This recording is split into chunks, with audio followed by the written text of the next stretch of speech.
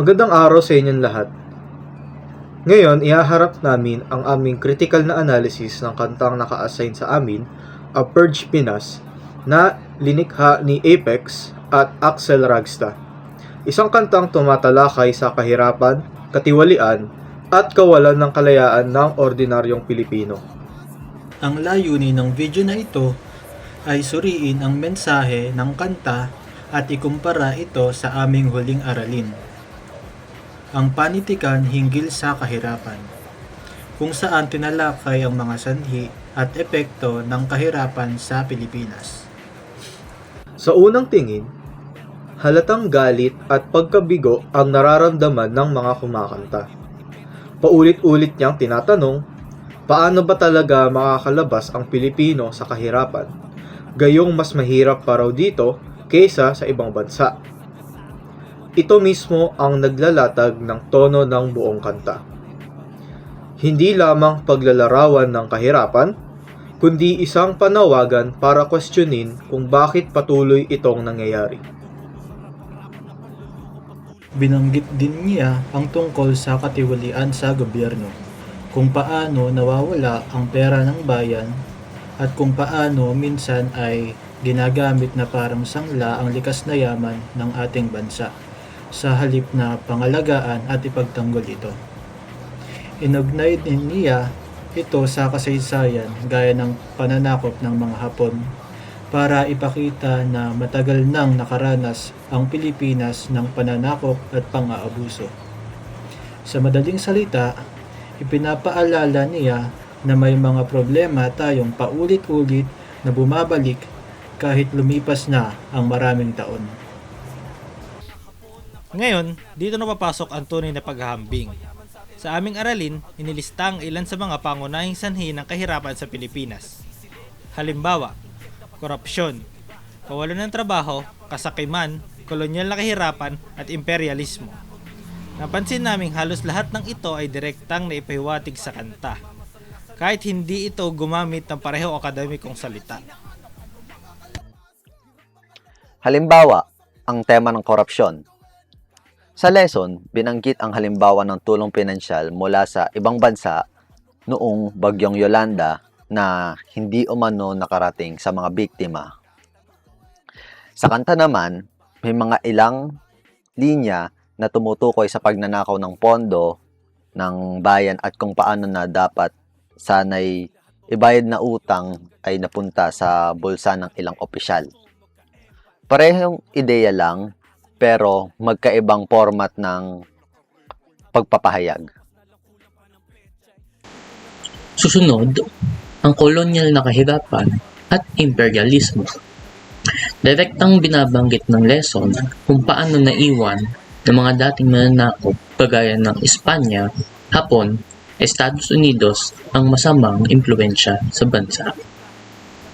Sa kanta, binanggit din ang pananakop ng mga Hapones at may mga linya na tumutukoy sa pagiging alipin o modernong forma ng pagkontrol mula sa ibang bansa. Ipinakita nito na hanggang ngayon nanatiling buhay sa kamalayan ng mga Pilipino, lalo na ng kabataan, ang bakas ng kolonyalismo. So, mayroon dito tema na kawalan ng trabaho or underemployment. Sa lesson ay tinatawag itong kakulangan sa trabaho or hindi sapat na trabaho para sa mga nakatapos. Sa kanta, ito ay pinakita sa estudyanteng naka-graduate na ngayon ay nagtatrabaho na lamang upang para magtinda ng french fries. Ito din ay napakita dun sa isang OFW na nasa kahon. Dito pinakita yung hirap ng isang manggagawa na nag-migrate sa ibang bansa. So, sa ito ay nagpapakita ng sanhi ng kahirapan.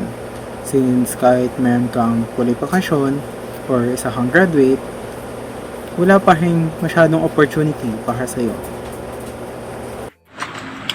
Panghuli, ang tema ng kawalang disiplina at crab mentality na binanggit is sa lesson bilang bahagi ng kolonyal na kahirapan. Sa kanta may mga linya na nagsasabing dating magkakampi, biglang kakahiwalay dahil sa ego. Halos parehong idea ng pagkakawatak-watak ng mga Pilipino imbes na magtulungan. Ngunit, dito rin makikita ang malaking pagkakaiba ng dalawa. Ang lesson, lalo na yung halimbawang akda ni J. Pilapil ay nagtatapos ng may pag-asa at personal na pananagutan. Sinabi niya na gagawin niya ang lahat upang makatapos ng pag-aaral at magkaroon ng magandang kinabukasan. Reforma at edukasyon ang tinuring solusyon. Samantala, ang kanta ay mas radikal at galit ang tono.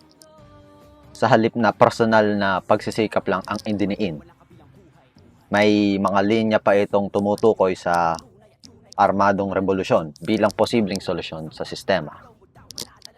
Ito ay malaking pagkakaiba sa pamamaraan ng paglapit sa suliranin. Yung isa, unti-unti at individual. Yung isa naman, mabilis at kolektibo, halos militante. Sa aming pananaw, kapwa may katotohanan ng dalawang panig. Totoong hindi sapat ang personal na pagsisikap lang kung ang sistema mismo ang sira. Kaya naiintindihan namin ang galit sa likod ng kanta. Pero kasabay nito, naniniwala rin kami na ang edukasyon at disiplina tulad ng binanggit sa aming aralin ay mananatiling mahalagang sandata laban sa kahirapan. Kahit paano man kabagal ng epekto nito. Sa huli, ang kanta at ang aralin ay parehong nagsisilbing salamin ng parehong problema, ang matagal ng kahirapan sa Pilipinas. Pero magkaiba ang tunog at direksyon ng kanilang panawagan. Iyan ang katotohanang gustong ipakita ng grupo namin sa pamamagitan ng video na ito.